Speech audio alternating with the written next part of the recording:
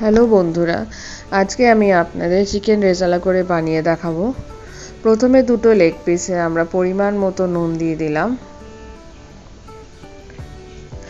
তারপরে 2 চামচ বেটে রাখা আদা রসুন কাঁচা লঙ্কার পেস্ট দিয়ে দিলাম। এরপরে 1 বাটি বেটে রাখা কাজু বাদাম এবং দইয়ের পেস্টটাও আমি এর মধ্যে ঢেলে দিলাম।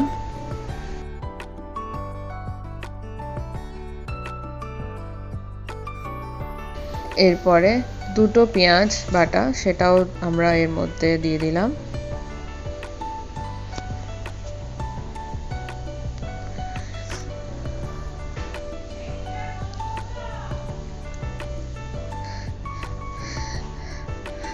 আচ্ছা, তারপরে 1 চামচ ঘি দিয়ে দিলাম। তার একসাথে সবগুলো আমরা লেগ পিসের মধ্যে মাখিয়ে দেব।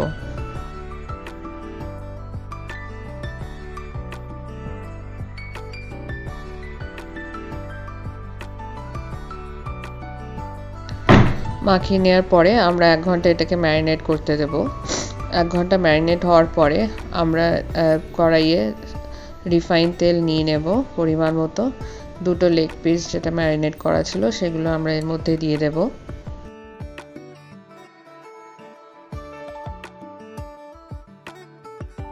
তার লেগ পিস দিয়ে দেওয়ার পরে এটাকে আমরা তার মধ্যে 4-5টা লবঙ্গ, 4-5টা গোটা গোলমরিচ, দুটো তেজপাতা, গোলমরিচ গুঁড়ো 2 চামচ, দুটো দারচিনি, কিছুটা আরও 4-5টা লবঙ্গ আর 2 চামচ লঙ্কা গুঁড়ো দিয়ে দেব আর 1 চামচ কেওড়া জল দিয়ে ভালোভাবে নাড়িয়ে নেব লেগ পিসগুলো।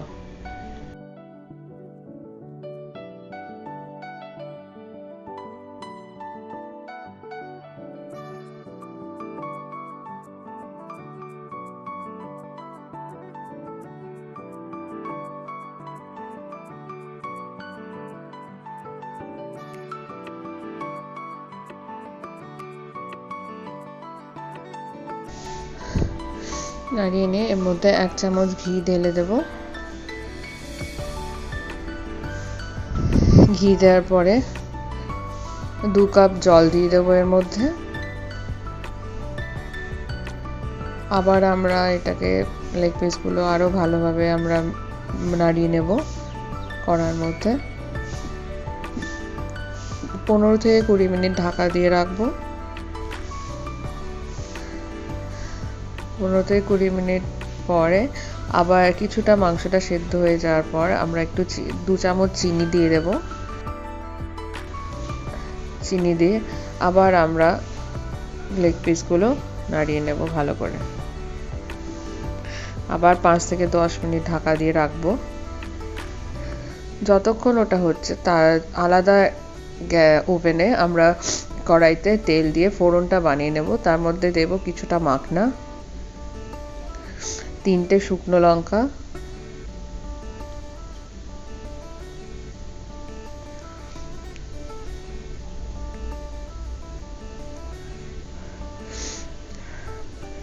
আর কিছুটা শুকনো লঙ্কা গুঁড়ো,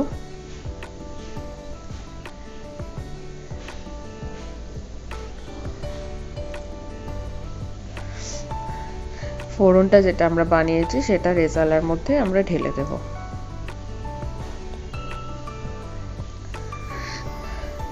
ঢেলে দিয়ে আবার আমরা ভালোভাবে নাড়িয়ে দেব পুরোটা।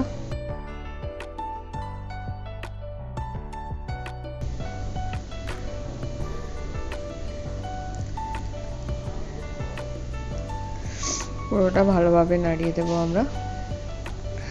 তারপর আপনারা সার্ভ করে দিন চিকেন রেজালা।